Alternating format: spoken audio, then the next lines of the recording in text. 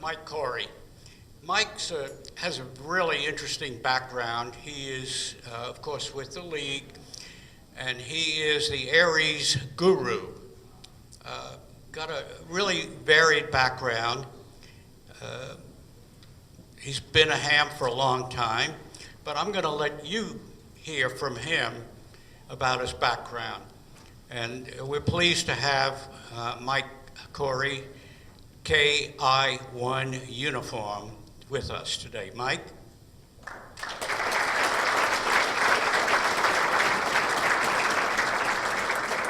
Well, good morning, everybody. And you can change that slide because it's going to scare the crap out of me if I turn around and see that face behind me.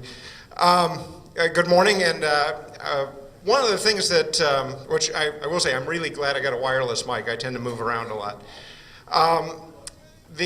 One of the things that was asked of me by Wes when he asked me to speak here was, how should I signal you if you've gone on too long?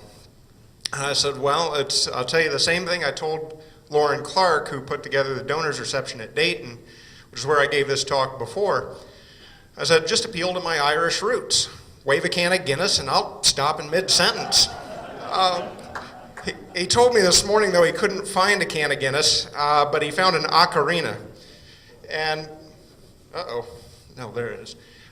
He found an ocarina and would start playing that. So, as a safety reminder, the exits are here, and right back there, and over there. So, thank you again for having me here. I really appreciate it. And a little bit of background. I came from a ham family. My parents were both hams. My grandparents, aunts, uncles, all the family, friends. I was 8 years old before I realized that not everybody has a call sign. Christmas, we'd actually put call signs on the tags of the gifts. So I really didn't have a choice but to get into ham radio. I got in because of my grandfather. He was my Elmer, and what appealed to me first in ham radio was I've always been an avid student of geography, history, kind of the world at large, and when he moved back to Indiana, which is where I'm from originally, from Arizona, and he had the QSL cards all hung up on the wall in the ham shack, and I was fascinated by where these cards came from. And that's what really sparked that interest. And then he kind of showed me a little bit about shortwave listening, and then said, you know, you could talk to these folks too, and you can get your license. And that started that. That was in 1988. I was 14 when I got licensed. In 1991, March of 91 to be exact, Central Indiana was hit by an ice storm.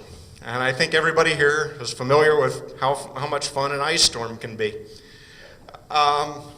It's no different in Indiana. The only difference is we don't have hills, so you're just stuck in place and you can't move, but at least you're on flat ground. So I was about 16, 17 at the time. I was in high school.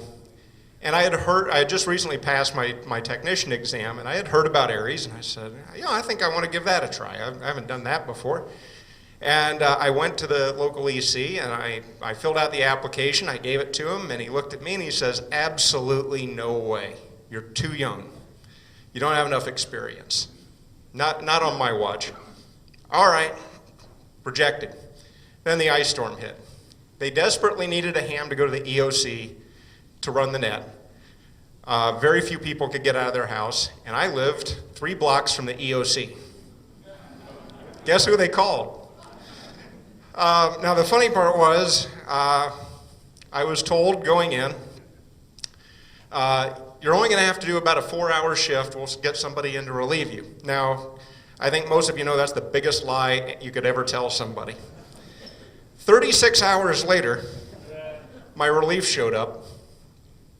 I thought about this. DXing or Aries? Nuts to this, I'm going to start DXing.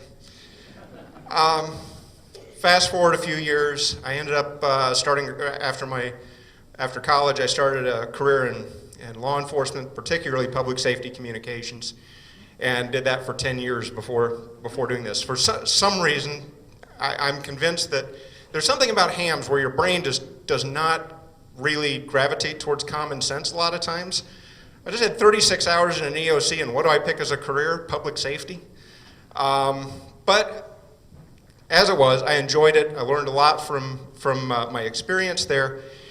And I also, during that time in my public safety career, I started getting into emergency management. So that's kind of how I came into all of that. So what I want to talk to you about this morning is, I started calling this outside the box thinking when it comes to Aries. And I realized that really isn't a good title for it, because that would imply that our box is worth staying in the first place. And I'm not convinced it is. So I want to think of this as a new box and then think outside of that box. And I'm going to look at this in 4 different ways: internationally, nationally, locally, and what the individual can do.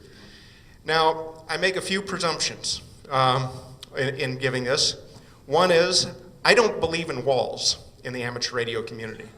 I don't believe I'm only a DXer, I'm only a contester, I'm only an Aries guy. Walls are bad. They divide our community. They have been dividing our community for the last 10 to 15 years, and it's starting to really affect us. That's one thing. The second is, and I've said this many times, if tipping of sacred cows was an Olympic sport, I'd be the #1 athlete.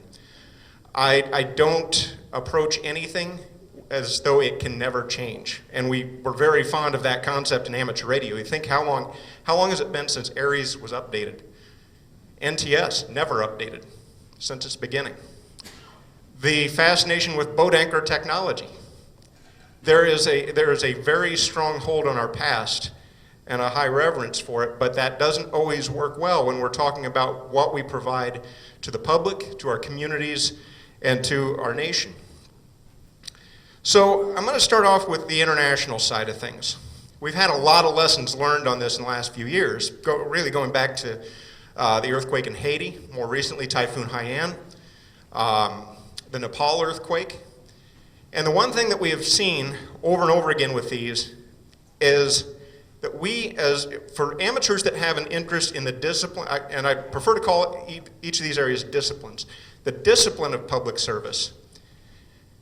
Granted, all disasters are local, but we're kind of at an advantage here. In the United States, we have the capability to respond to disaster far more effectively than most people anywhere else in the world. But when something happens like a Nepal earthquake, we haven't really trained Aries guys how to do things on an international scale. We haven't trained them on one of the precepts of amateur radio, international goodwill, or what can you do locally to make a difference on the other side of the world when disaster strikes.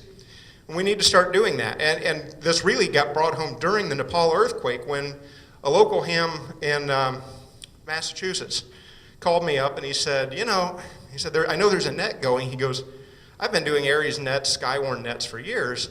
I have no clue how to participate in this net on 20 meters that's trying to help Nepal. So we never trained for it.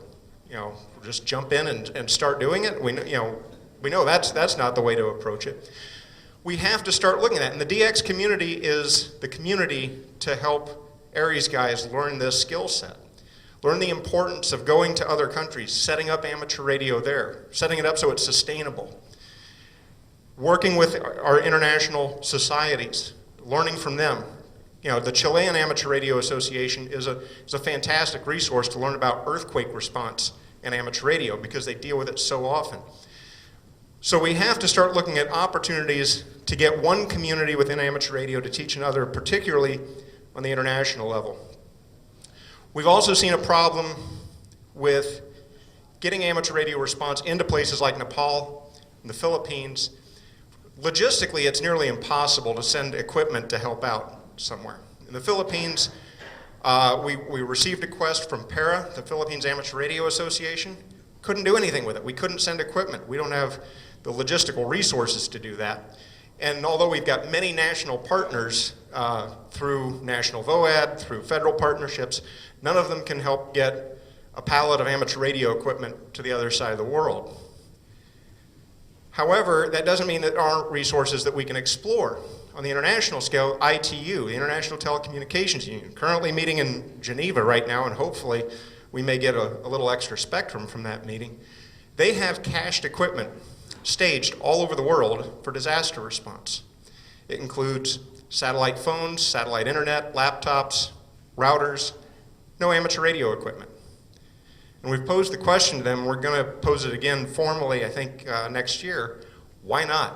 Why can't ITU work with the amateur radio manufacturers to have amateur radio cached and get that in as well? In some cases, that's the only way to work around customs issues. Nepal, Red Cross couldn't even get pallets of water into Nepal following the earthquake because of customs issues. Amateurs that had tried to send a 2-meter repeater over a couple years ago, that repeater stayed in a customs warehouse in Kathmandu for a long time. It was finally released about 4 months after the earthquake. So working with the large international bodies is something that we have to start looking at. There are other avenues. We think of, when we think of ARES or whatever, your club, we think locally, but there are opportunities that exist, particularly in this part of the country, to regularly be involved with the international response side. And that's through groups like Hurricane WatchNet, WX4NHC. These folks work closely with the Caribbean, Central America, and northern tier of South America. And while there's a DX component to it, this is also public service in another way. The one thing that I always love hearing, Dr. Richard Knapp, the current director of the Hurricane Center, likes to point out that there have been many cases, and Hurricane Andrew was one, where it was amateurs in the Caribbean that were the first ones to point out where this storm was going to really go. And the best part about it is, and I think it was Andrew, the amateur that really saved the day with a report on where the storm was heading was in Cuba. That's something unique for us. We're one of the few, I hesitate to say hobby, resource, I call it an avocation, is what amateur radio really is. We're one of the few that political party, religion, social status get stripped away once you get on the air. In a lot of cases, the fact that the information came from Cuba, depending on when it came in, could have been completely ignored just because they're our enemy. But not for amateur radio operators. That's just another guy with a call sign. Actually, it was a Cuban ham, Arnie Coro, CO2KK, that one time pointed out to me. He said, the nice thing about this is wherever you go in the world, you have a friend as long as there's a call sign attached. And he also pointed out that being Cuban, me being American, he goes, but we're still enemies. It's a unique feature that we have to really explore better for those interested in public service, is this international side, the international goodwill side. As I mentioned before, we're in a unique position in the United States to effectively respond to our own disasters, but also to be the big factor in international relief. And as amateurs, we should be part of that big factor on international disaster relief. So getting into the national level, what do we need to start doing? First off, the question that I hear a lot is, how do we get youth involved? And I really appreciate what Ham Jam is doing to get youth involved. But we also have to keep in mind that what is the hook for youth is probably far different than what was the hook for most of us in the room. Dinner last night, this discussion came up where a lot of us got into this because of shortwave listening or CB radio, or in my case, it was an interest in things going on all over the world, and this was a route to that. But today, that's less of a hook than it was. There's more things like the Makers Fair, the DIY crowd. A good sales pitch for youth today is, they're very reliant on internet and cell phone technology. We can build an internet through ham radio. It's already being done. The Rocky Mountain Ham Club out west has got an intranet system that links, I believe it goes from Cheyenne, Wyoming, all the way to Albuquerque, New Mexico. It's an internet system completely built on a ham radio backbone. That is a sales pitch that youth understand today. Things like this. Satellite technology is another great resource. But also looking past just the youth idea, but getting getting folks engaged in amateur radio that have typically not been our go-to audience, such as inner city schools. I've been talking a lot here lately with Bureau of Indian Affairs. Their emergency manager at the national level is also an active ham contester and DXer. And the one thing he points out, he goes, yeah, if you try to make the sales pitch all about emergencies, as we know, definitely know, you fall short. But for tribal schools, if you make it about education, you're going to have a more captive audience by pitching the idea of educating children in technology, engineering, and math areas than trying to say, get involved in case of an emergency. Or, I like this because I like shortwave listening. Shortwave listening isn't what it used to be. Find the ways to educate children, and that's one of the great things about amateur radio. It is a hobby, a resource, an avocation that demands constant education, and that's what we need to pass on to kids to get them involved. But there's also things that we can give them tools to learn more about us, and we learn more on how to help them. Lots of clubs represented here. How many people are active on social media? Okay. How many, of those that raised your hands, how many would consider themselves experts on social media? Yep. So, kids are experts on social media. They understand it, they use it constantly. I've seen a report recently that email will eventually go away as a preferred means of communication. You know, it's been around for some time, but as we know, that too will pass. Text messaging and social media messaging are now the way to communicate. Engage your youth to be your social media experts for your club. Help promote your activities through their knowledge in social media. The nice thing about that is, first off, they're going to learn more about what amateurs are doing. They're going to feel engaged. They're not going to have that experience like I did when I was 16 years old, where I wanted to do something, I was told, you're too young, go away. Which is something, if I ever hear an amateur again say that, I'm going to have a few cross words with him. Never, never, you never turn somebody away from amateur radio, particularly youth. At the national level, we need to do more along this same line. One of the things that I noticed when I got there, in my life before being a league staffer, I was a president of 2 different university clubs. None in Georgia, though. I don't want to get into that argument. I was, although one was an SEC club, Ole Miss, and the other was a Big Ten club, IU. And, which makes me, I think, a rebel Hoosier or a Hoosier rebel or something like that. But the one thing that I found is we do a lot for elementary schools, middle schools, high schools to engage them. And I'm going to call out my own employer on this one. We as amateurs and the league have not done enough to support university and college amateur radio stations, and clubs, and we need to fix that.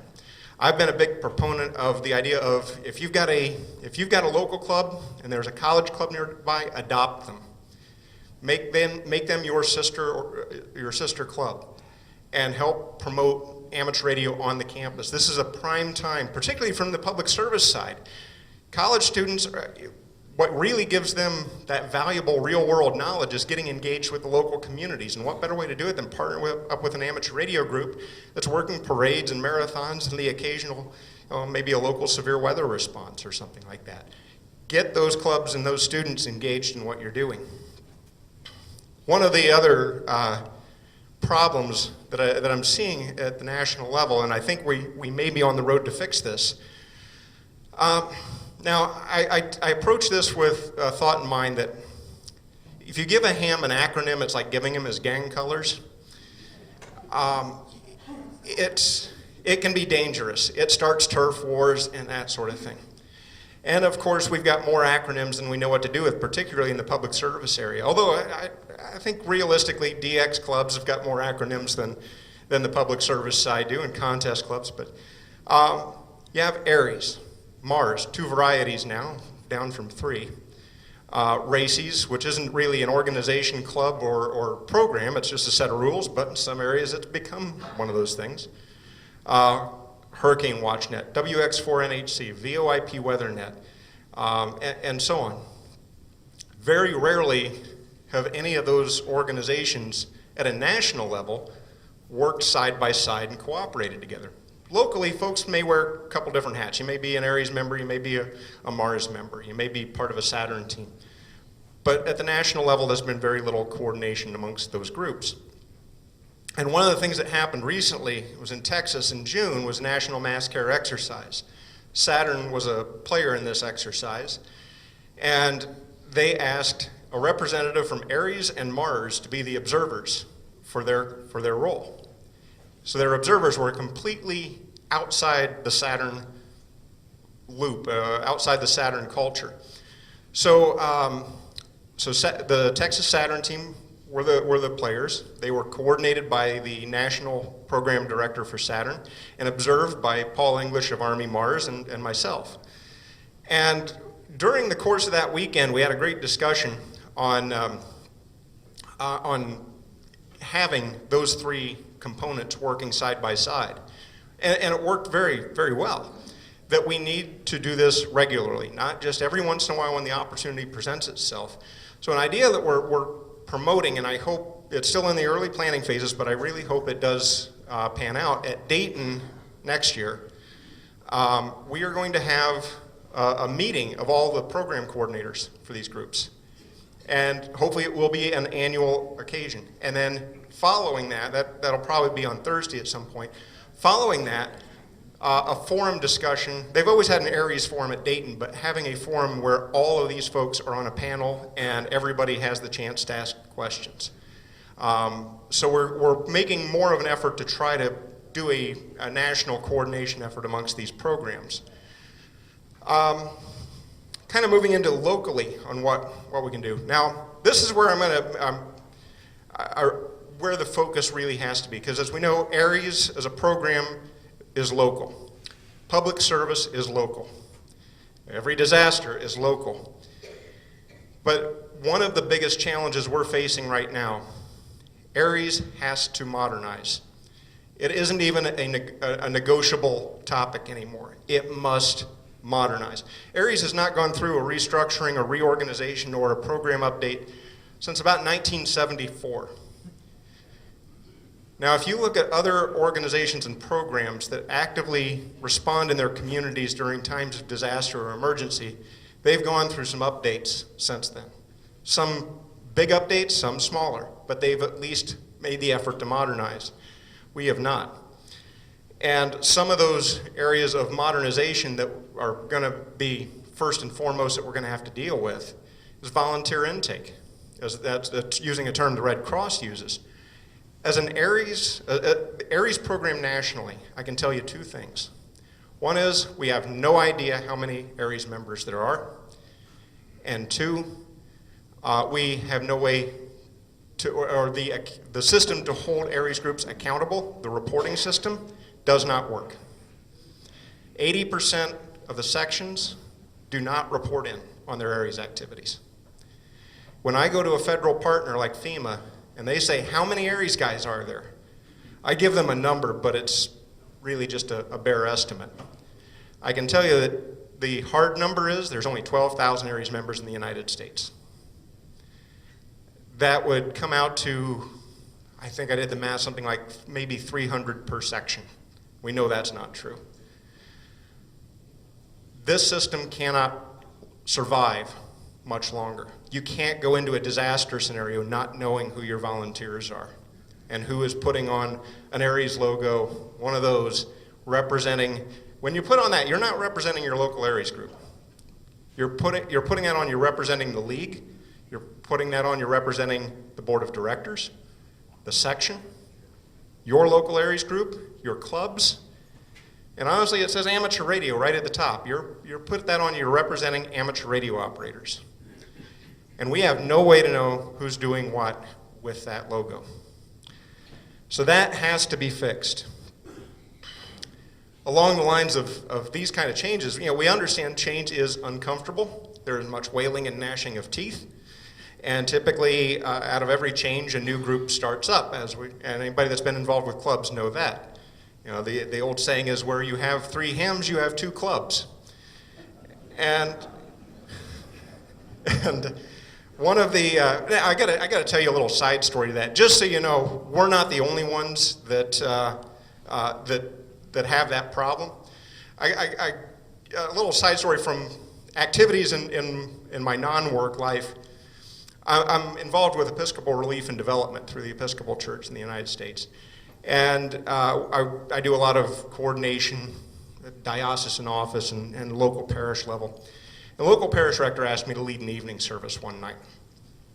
I said, okay, I can do that. So I get there, and it was the first time I've been asked to do this. So I go in. Now, evening services in an Episcopal church are very low attendance. If you've got maybe a handful of people there, that's big numbers. I get there, and there's 2 people that come in.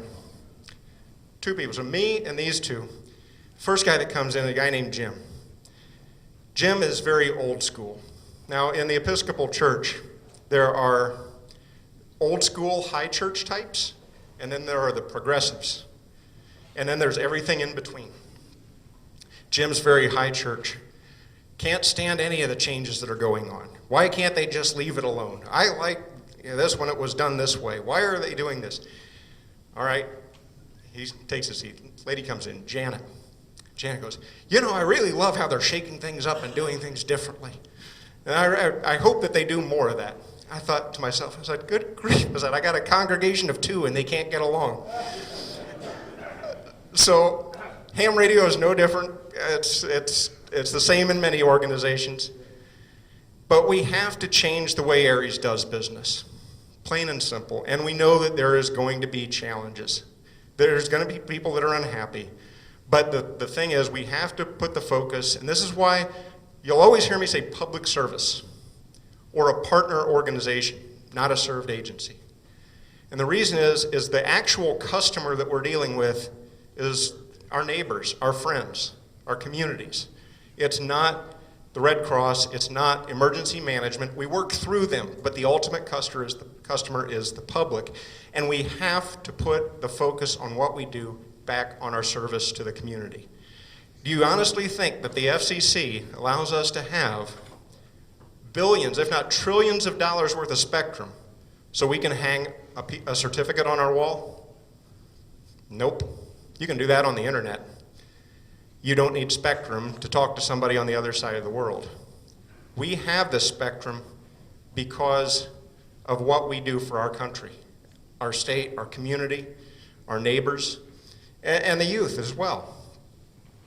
And one of the things I'm going to have to, this has been the big push this week, but how many in here have turned a letter in supporting the legislative effort going on right now? Thank you. And if you haven't, please do. And if you have already done, do it again. There's a big push for this right now because in this effort to get PRB1 extended into the homeowners association's issues, there's an adversary to this called CAI, which is an association of homeowners associations. They caught wind this week that this bill may be getting close to gaining some major momentum. The way it was phrased to me is they've declared all-out war on amateur radio. So you definitely get that in. And one thing to keep in mind, Craig Fugate, the administrator of FEMA, had a great line about amateur radio. He said the spectrum that we have is kind of like the National Park Service. It's this asset, this national asset that has been entrusted to some caretakers to make sure that we get to enjoy the benefits of it and future generations do. And our spectrum has been given to the amateur radio community to be caretakers of. We have to put this to use. The gates to this park is your station, your home station. It's not the EOC station, it's not the Red Cross station, it's your station. And if those gates close or become inoperable, guess what happens to that spectrum that we've been entrusted with? So this is very, very important. We're not asking for a guy in a deed-restricted area to put up a 300-foot tower, or many of them, but simply to be able to use the spectrum we've been entrusted with. I'll get off my legislative soapbox since I'm not supposed to be on it in the first place.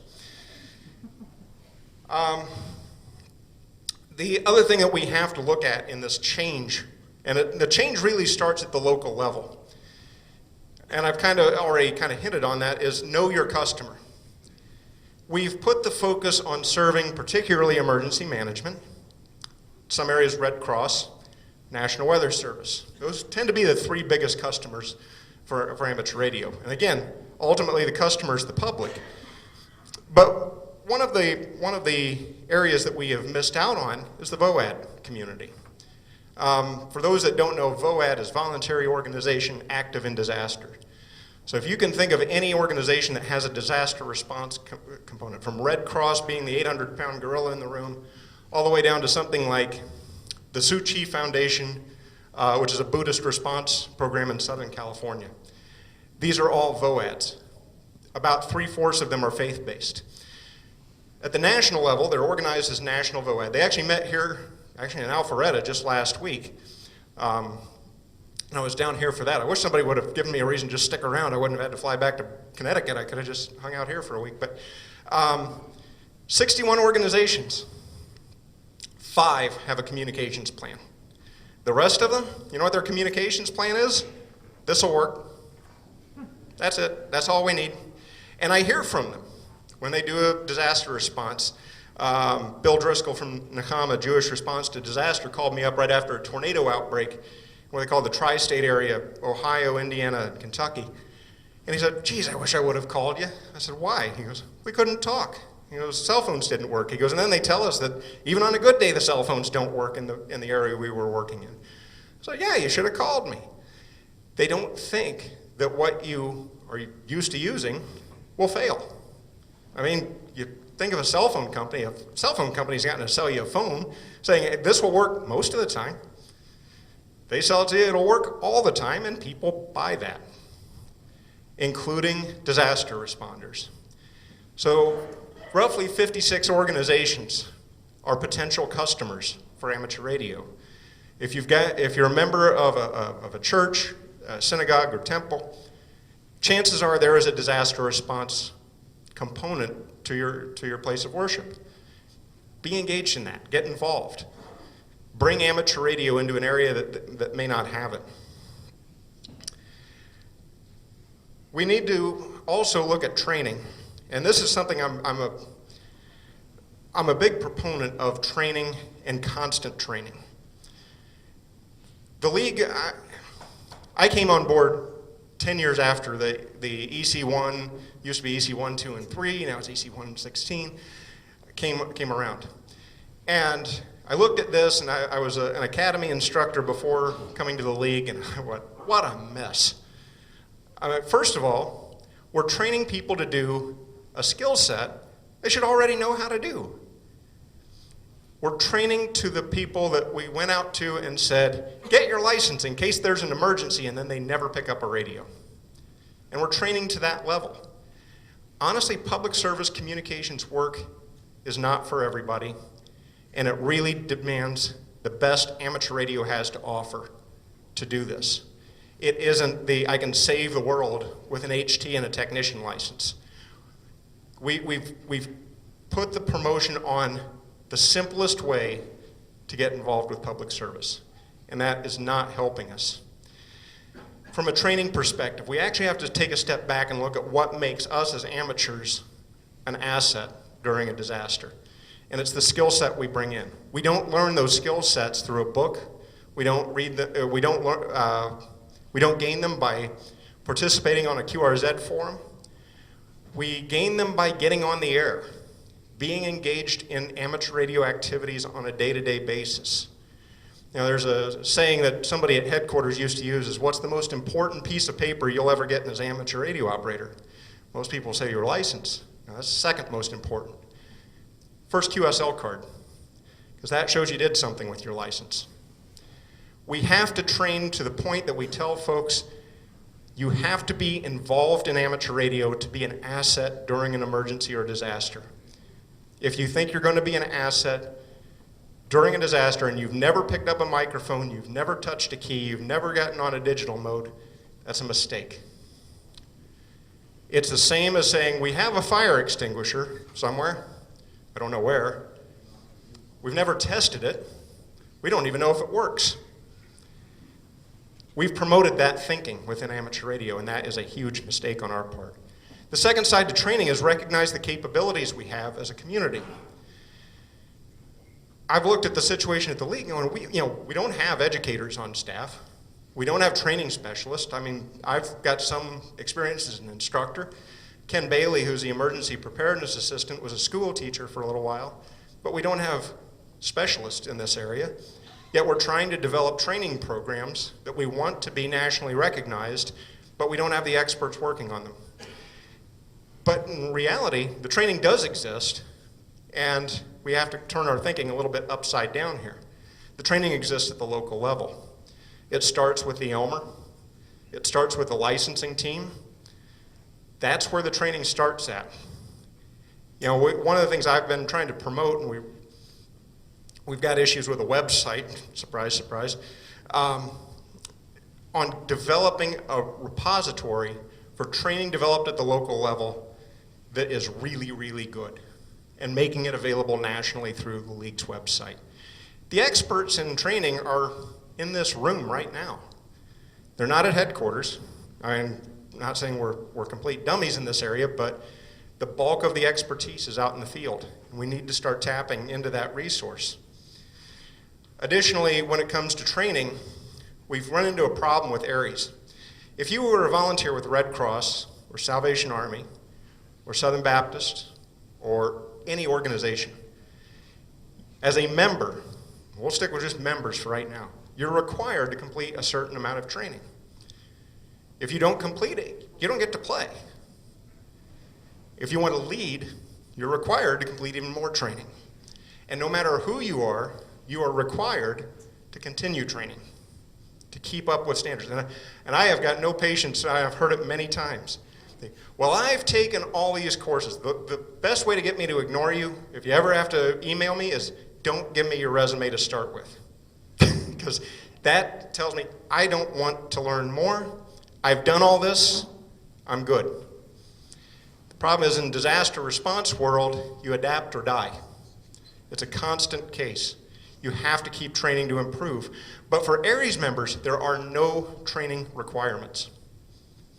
We want to be a national program. We're represented as a national program to federal and NGO partners, but we have no training requirements. That isn't going to last much longer. It can't. I mean, either we change that or we quit doing this ARIES thing. We have to recognize that we need required training. We need a training structure. Not just for members, but for our leaders as well. Now getting into the most local level, and I'm a big fan of the concept, and many of you have probably heard of it, the whole community approach. The whole community approach to disasters started in 2009, and it put the focus on the responsibility for disaster response on the individual to start with. Every individual is responsible because they're the first responder. They're the first ones that have to react during a disaster. Second, it puts the focus on the neighborhood, and then the community, and then outside organizations, then the state, then the federal level. It starts local. Amateur radio should be very familiar with this. We realize that what keeps amateur radio going is what the individuals are doing. It's not what the organizations and the clubs are doing, it's what the individuals are doing. We've all known paper hams. We've all known folks that aren't active or were active and gone on, but it's the ones that are active daily that are keeping amateur radio going. Now I mentioned the term the Elmer. We actually need a new Elmer. One of the things that's changed that we have to adapt to is the Elmer was typically the one that helped you get your license. And I think we all had Elmers. Many of us have been Elmers to others. But today, you can study online, order your books online, take practice tests online, post questions anonymously on online forums, only briefly meet a few other amateurs at your exam session, and then never encounter another ham again. That's entirely possible today. That wasn't possible in years past, but it is now. The Elmer's role now needs to be the focus of what do you do once you've passed the exam? Getting folks on the air once they pass their test. Have an on-the-air class, not just a license class. The license class should not stop your engagement with new hams. I just got the ocarina waved at me, so I'm going to turn it up a notch and try to get through the rest of this. one of the issues that we see is the one-day wonder, and this is where a lot of this happens, where you provide the materials, you come in, cram course, pass the test, boom, out the door. And I couldn't think of a better name than one-day wonder for that, because I see that and I can appreciate the effort, but at the end of the day I have to wonder, will that ham ever be active? Will they be engaged in the amateur radio community? And if there's a disaster that affects their community, how much of an asset will they be? So have a get on the air class. Don't just don't make the engagement minimal with a new ham. So to wrap up, because otherwise we're going to have to hear Wes play the ocarina, and I think we can probably, we don't want that. So first of all, we need to start promoting a shared purpose of community within amateur radio. Get rid of the walls. No more, I'm just a DXer, I'm just a contester, I'm just an Aries guy. We have to understand that every one of us that hold a license from the FCC that says amateur radio service, we are all in this together. The spectrum is what brings us all together, and if we don't put it to use, and we don't be an asset as we're supposed to be, we sink together. We have to understand amateur radio is part of the preparedness cycle. We're part of preparing, education, training, getting on the air, testing your skills out through contests, working on promoting goodwill both nationally and internationally. We're part of response. We know our neighborhoods. If something bad happens, will your neighbors look at you and say, well, that guy's got a bunch of antennas. I bet you I could go to him and get information as to what's happening and what's going on. And in the recovery process, one of the things we typically don't see is our role in this. A big challenge to disaster response groups that do long-term recovery is staying relevant, keeping the activities in the news and on people's minds, and more importantly, to be honest, the biggest asset in a major disaster is the money donated to help. There's still responders on the ground for Katrina. It was 10 years ago. Amateurs can be aware of this and help promote the efforts of long-term recovery in the communities. And these ideas are not, everything I've shared with you today is not the idea of getting Aries into a better place, which it needs to be, but getting amateur radio into a better place that the public, those that entrust us with the spectrum, see all of us, every one of us with a license, as an asset, not just the Aries group or the Mars group or the Saturn group. And finally, one thing that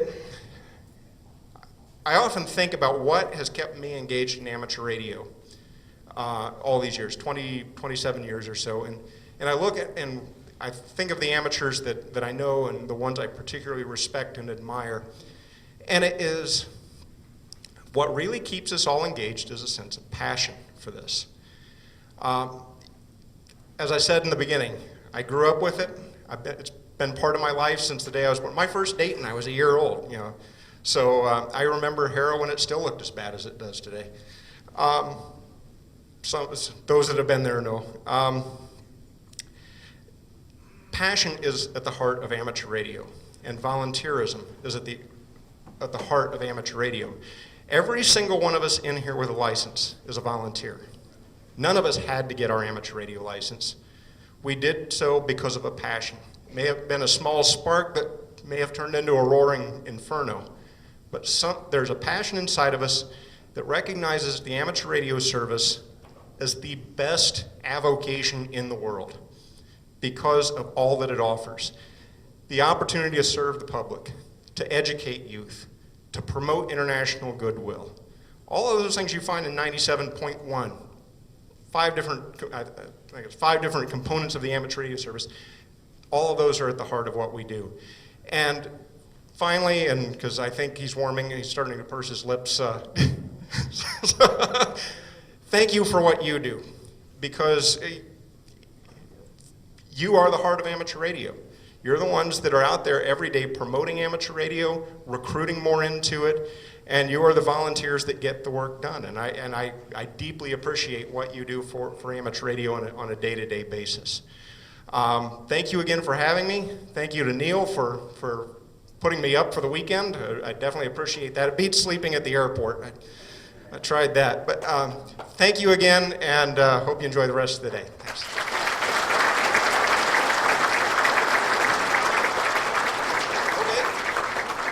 I was told there may be questions or comments or things to be thrown. Okay.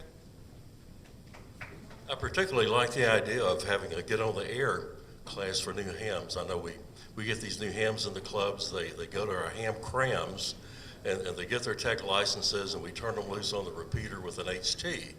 And that thrill only lasts so long. So what does it take to get them into HF? Maybe you have some ideas. I know we tried a number of things, like we will bring a radio to your house and we will put up an antenna, but maybe you have some ideas, Mike.